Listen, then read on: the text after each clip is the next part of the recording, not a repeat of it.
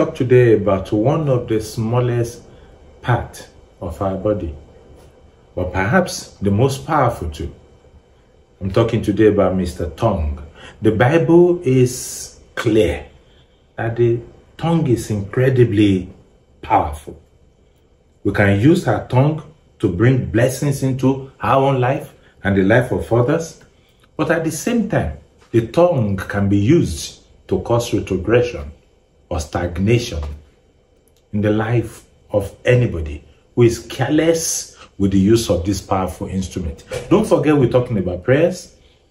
And the last time we shared, we were talking about you being private with it. Go into your room, pray to your God. Your God who hears in secret will answer you openly. But be sure too that you don't undo what you have done in privacy. What prayers you have said, you don't undo it in conversations. Please, don't do that.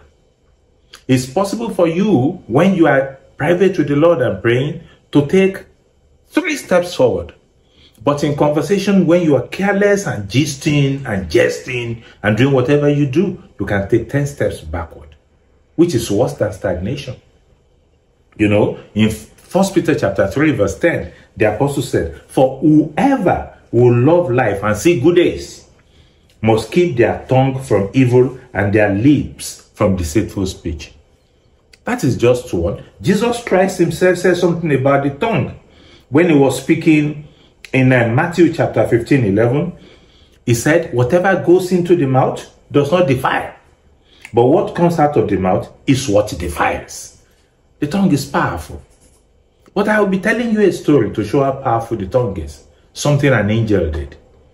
Very powerful. Forget about that statement when someone said, what did he say? He said, "Sticks and stones can break my bones, but words will never hurt me." That's untrue.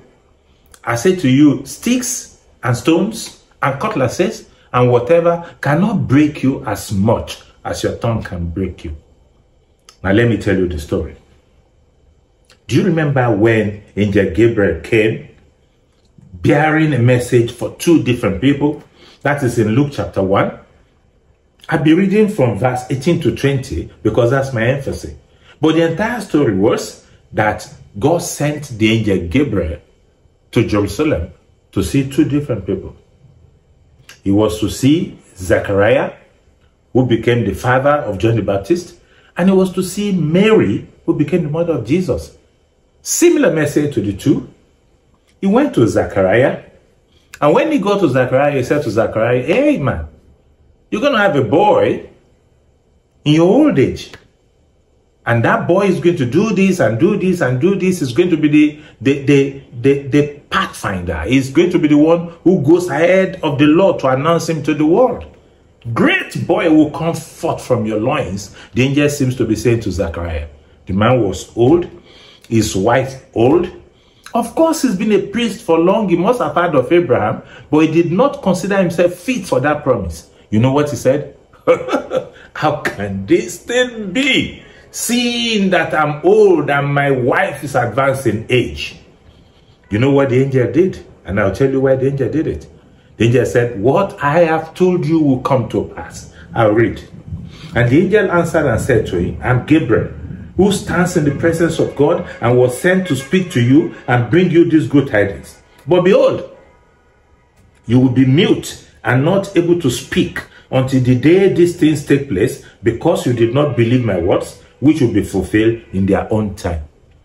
So you're going to be unable to speak. I'll tell you why he did that. Because he didn't do it when he got to Mary.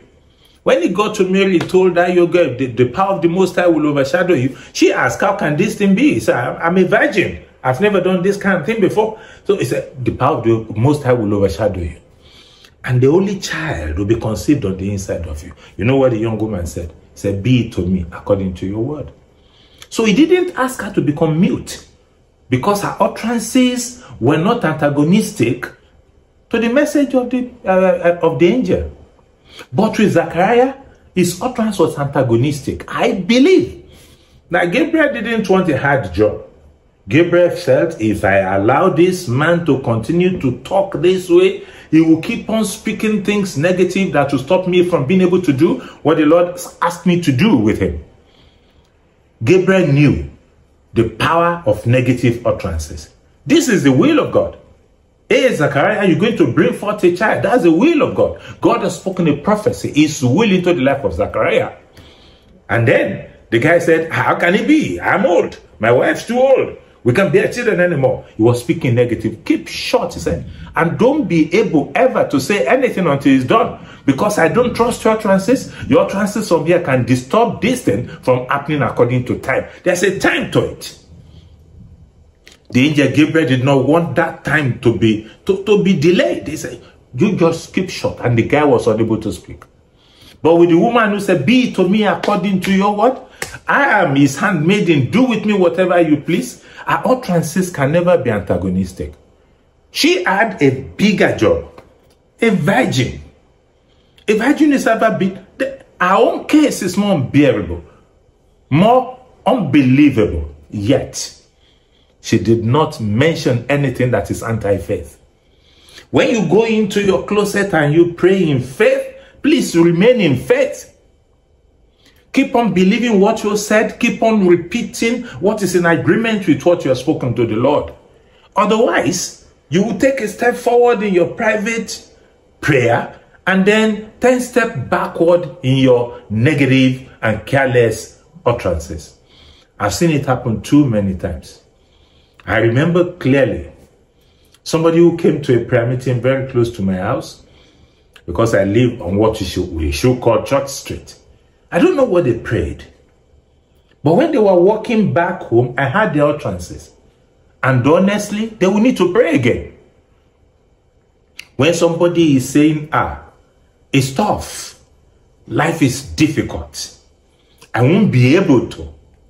I can't. Who do we know? That's what I heard.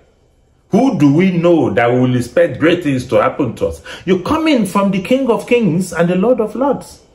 You've spoken to the highest power that rules the earth. And then you say, who do we know? Who do we know that we should expect great things to happen to us? Why will your mouth produce that negativity when in faith you have prayed? Don't forget I said, go into your closet, shut your door, speak to your Father. Now I'm adding something to it. Continue to say what you said to the Father with faith in your heart. And you will see it happen. Angel Gabriel said to Zechariah, shut up. So he might want to speak negativity, but voices were not coming forth from him. He can only make sounds like a grunting pig. He couldn't say those things that can disturb the fulfillment of the will of God as spoken by Angel Gabriel. Though it doesn't matter who prophesies into your life. It doesn't matter how big the prophet is. If your utterances are negative, forget about it. And it doesn't matter how much you fast. If you fast and pray and intercede and do whatever you do in your closet, God heard.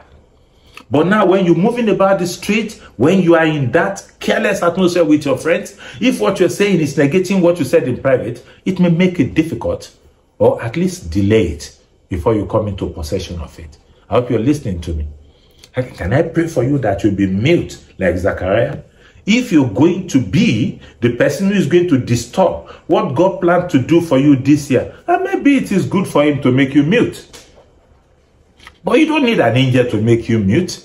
Why can't you mute your own negativity yourself? May you not, with your own mouth, describe to Satan where God is hiding you.